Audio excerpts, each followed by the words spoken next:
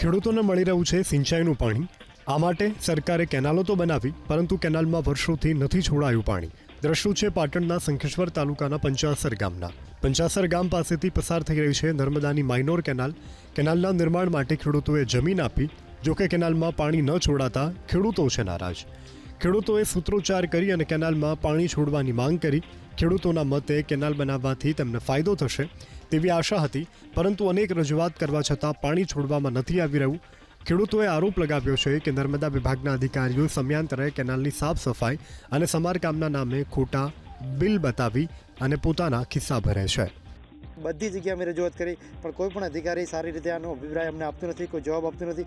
પાણી અમને આજ સુધી મળ્યું નથી। અમે વારંવાર રજૂઆત કરીએ છીએ કે આ સાહેબ પાણી આને આપો। આ જમીનનું લગભગ 3000 એકર જેવી જમીન છે। જો આમાં પાણી આવે તો આ ખેડૂતોને અહીંયા આ એરિયામાં જીવવું શક્ય બનશે, નહીંતર આવું નવું પરિસ્થિતિ રહેશે તો આ લોકો અહીંયા આજથી હવે એવું થવા માંડે છે કે માણસો બહાર જવા માંડ્યા છે।